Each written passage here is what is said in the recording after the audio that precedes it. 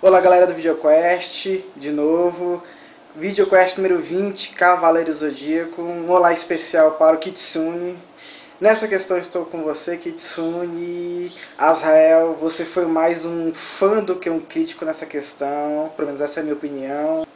Cavaleiro Zodíaco foi sim um anime para vender bonecos, e graças a isso, exclusivamente a isso, ele chegou ao Brasil. Eu explico por quê. Naquela época, no mercado brasileiro estava saturado de bonecos do tipo Comandos e Ação, Rambo, entre outros. Não tínhamos nada inovador no nosso mercado. E surgiu a proposta de um anime que ele era uma propaganda de um boneco. Basicamente isso.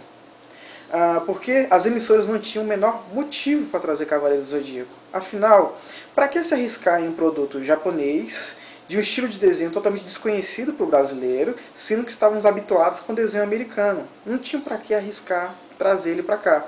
Mas como tinha uma proposta comercial por trás do desenho, por trás do anime, fez todo sentido. Porque ele era uma propaganda, e propaganda para as crianças. Era um desenho perfeito para vender. Coisa que os outros não tinham, não naquele nível. Comandos e Ações até tinha. Aí entrou aquela questão, bem, vamos arriscar, vamos trazer Cavaleiro do Zodíaco. O desenho em si, hoje, para os padrões atuais, ele é muito fraco. Querendo ou não, ele tem um enredo pobre, ele tem uma construção pobre dos personagens, estamos acostumados a um padrão mais elevado. Nos shonens, principalmente. E não, Azrael, isso não é uma característica de todos os shonens daquela época. Dragon Ball e Yu-Yu eram dois shonens da mesma época de Cavaleiro Zodíaco e não sofrem do mesmo mal. Eles têm uma construção dos personagens bem mais completa, mais desenvolvida que de Cavaleiro Zodíaco. Você pegar uma galera e perguntar quais as características de todos os protagonistas, separadamente, Yu-Yu, Cavaleiros, Dragon Ball, você vai ver que aqueles mais rasos, mais sem detalhes sobre suas qualidades, seus defeitos, suas ambições, suas virtudes, tudo vai ser aqueles, vão ser os Cavaleiros Zodíacos, são os que menos apresentam esses detalhes, menos têm um aprofundamento sobre quem eram aqueles personagens, aqueles heróis. E Yu e Dragon Ball não sofrem desse mal.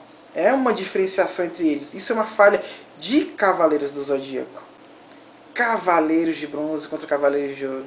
Mano, aquilo lá foi difícil. A coerência da progressão dos personagens ficou muito, mas muito distorcida. Quem gosta um pouco de lógica, de coerência, sabe que aquilo ali não poderia ter acontecido. Foi vontade do autor em fazer aqueles cavaleiros subirem as 12 casas, porque se tratavam dos mais fracos cavaleiros de bronze contra os mais fortes cavaleiros de ouro, em uma batalha em que os Cavaleiros de Bronze, no máximo, encostavam no sétimo sentido, tocavam no sétimo sentido, e os Cavaleiros de Ouro dominavam o sétimo sentido. Esse é o pré-requisito de ser um Cavaleiro de Ouro. Existe uma diferença muito grande em encostar e dominar. Também o anime destaca várias vezes, existe uma diferença abissal entre o poder de uma armadura de bronze e o poder de uma armadura de ouro. Aquela luta é totalmente fora de progressão. Aquelas lutas foram sem menor coerência em relação à progressão de poder, comparação entre eles. Entra naquela questão. 5 cavaleiros de bronze invadem as 12 casas e matam 5 cavaleiros de ouro no processo. Não tem como engolir isso em qualquer progressão. Aliás, progressão é o maior mal que todo shonen tem. Os protagonistas, ou o protagonista, eles têm uma progressão de poder tão rápida e tão assombrosa que eles geralmente, em questão de meses, se não dias, fazem uma progressão de poder pessoal maior, dita impossível pelo background do anime, e que ele alcança os tops do seu respectivo mundo muito fácil. Tanto é que muitos animes acabam se perdendo aí, na coisa eles não conseguem mais controlar o poder do personagem principal, ou dos personagens, porque eles progrediram muito rápido. Os Cavaleiros de Bronze chegaram ao poder e ao nível de um Cavaleiro de Ouro muito rápido. Não tem nada que explique aquilo, não tem uma progressão lógica que aquilo, não tem nada que justifique aquilo dentro do desenho. Sério. Manigold deve ter se retorcido no túmulo quando viu o Máscara da Morte morrer pro Shiryu. Pra quem não conhece, Manigold ele é o antigo Cavaleiro de Câncer, mostrado na saga Lord Kaimas.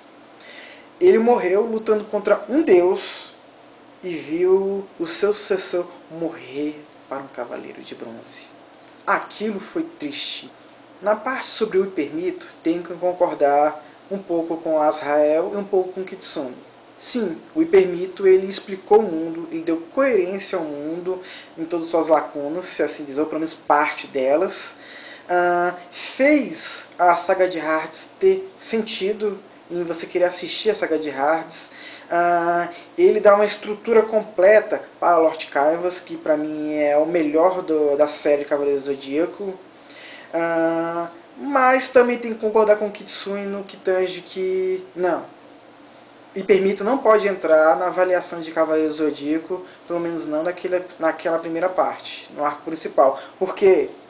Porque nós não tínhamos acesso a Hypermito em 1994.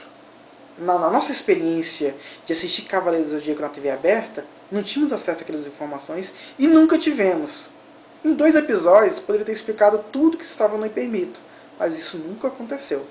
Se não fosse o acesso extra àquela revista, nós nunca conheceríamos as verdades que estão por trás do Hypermito. Então dá para poder incluir o Hypermito nessa primeira parte, porque ele não estava lá quando tivemos a primeira experiência Cavaleiros do Zodíaco. Ele estava lá depois, para dar continuidade, para tampar as lacunas, para poder dar algum sentido ao desenho, mas ele não estava lá no primeiro momento. Então, ele não pode entrar nessa avaliação. Cavaleiros do Zodíaco diseminou o interesse pela mitologia? O argumento é válido, porque isso foi um efeito colateral, um efeito secundário, não era a intenção do anime. Eu acho que o próprio ator nem tinha essa intenção. Mas como foi o tema abordado, querendo ou não, eu não conhecia mitologia nada antes de Cavaleiros do Zodíaco. Quando eu assisti o desenho, continuei não conhecendo nada de mitologia. Mas eu me interessei pelo tema mitologia, porque Cavaleiros do Zodíaco distorce a mitologia grega, mistura com a mitologia nórdica e faz outras misturas mais, até com religião no meio. Então não dá para dizer que ele é instrutivo, porque não, ele não ensina nada sobre as mitologias, mas sim, ele disseminou a curiosidade sobre as mitologias, e isso é um mérito dele, e não dá para tirar. Por que Seiya é um protagonista tão odiado? Vocês falaram sobre isso. Eu acredito porque ele não passa a imagem de um herói. Ele é muito chorão, ele grita Atena, Atena, Atena, Atena, Atena, o anime inteiro. Isso não é uma postura daquilo que você espera de um herói.